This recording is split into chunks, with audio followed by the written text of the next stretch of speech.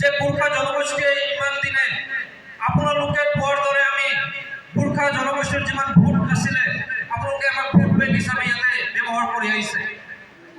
গোৰ্খা জনগোষ্ঠীয়ে আপোনালোকৰ যি সহজ আপোনালোকৰ যি কথা সেই কথা মতে আমাৰ সহজ সৰল গোৰ্খাসকলে আপোনালোকক বিশ্বাস কৰি আপোনালোকে যে আমাৰ গোৰ্খাসকলৰ সমস্যা সমাধান কৰিব বুলি আমি বিশ্বাস কৰি আমাৰ ভোট আমি বাৰে বাৰে যিসকল আমাৰ ইয়াতে এতিয়া ৰাজ কৰি আছে আমাৰ যিসকল ৰজাঘৰীয়া ব্যক্তিসকল আছে তেওঁলোকক আমি ভোট প্ৰদান কৰি আহিছোঁ। কিন্তু আমি দেখিলোঁ যে বিশেষকৈ মালিনীপুৰ আৰু চিলাপুতি অঞ্চলৰ যি সমস্যা এই সমস্যা কিন্তু সমস্যা হৈ থাকিল। আজি মালিনীপুৰ অঞ্চলৰ যি বানপানী সমস্যা এই বানপানী সমস্যা যদি আপোনালোকে তাত যায় আপুনি দেখি পাব যে তাত যদি এজন যদি বেমাৰী মানুহ নিবলৈ এম্বুলেন্সো যদি যাব লগা হয় তাত এম্বুলেন্স যাব নোৱাৰে। আমি বিভিন্ন সময়ত আমি মিডিয়াৰ যোগেদি আপোনালোকক দেখুৱাইছোঁ যে তাত এখন চাইকেল চলাই যাব নোৱাৰে, কান্ধত চাইকেল দি সেই ব্যক্তিসকলে নিজৰ গাঁৱত যাব লগা হৈ আছে।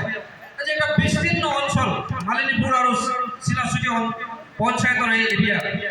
আজি যদি চাই আপুনি মালিনীপুৰ পঞ্চায়তৰ এই যি ৰাষ্ট্ৰীয় ঘাইপথ আৰু আমাৰ চিলাচুটি পঞ্চায়তৰ ৰাষ্ট্ৰীয় ঘাইপথৰ মাজৰ যি অংশ সেই অংশত এটাও ভাল এটা ৰাস্তা নাই।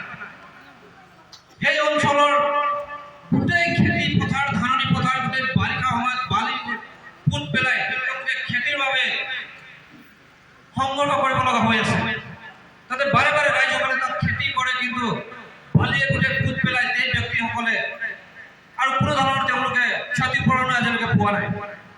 সেইকাৰণে আমি ৰজাঘৰীয়াসকলক আমি স্পষ্টভাৱে আমি জনাই দিব বিচাৰিছোঁ, আমাৰ স্থানীয় বিধায়কসকলক আমি জনাই দিব বিচাৰিছোঁ, আমাৰ সাংসদ মহোদয়ক আমি জনাই দিব বিচাৰিছোঁ 2026 চনৰ যি বিধানসভা নিৰ্বাচন এই নিৰ্বাচনৰ আগে আগে যদি আপোনালোকে আমাৰ সমস্যাখিনি যদি সমাধান নকৰে মালিনীপুৰ আৰু চিলাচুটি পঞ্চায়তৰ লগতে ধেমাজি জিলাৰ অঞ্চলত বসবাস কৰা গোৰ্খাসকলৰ যি সমস্যা এই সমস্যাসমূহ যদি আপোনালোকে সমাধান নকৰে আমি এইবাৰ কিন্তু আমি বিকল্প ব্যৱস্থা গ্ৰহণ কৰিবলৈ আমি বাধ্য হ'ম। আমাৰ সমস্যা অকল ভূমিৰ সমস্যা নহয়, আমাৰ ইয়াতে অসম অৰুণাচল সীমাৰ যি সমস্যা আজি অৰুণাচলী লোকসকলে অসমৰ মাটি অধিগ্ৰহণ কৰি অসমৰ মাটি দখল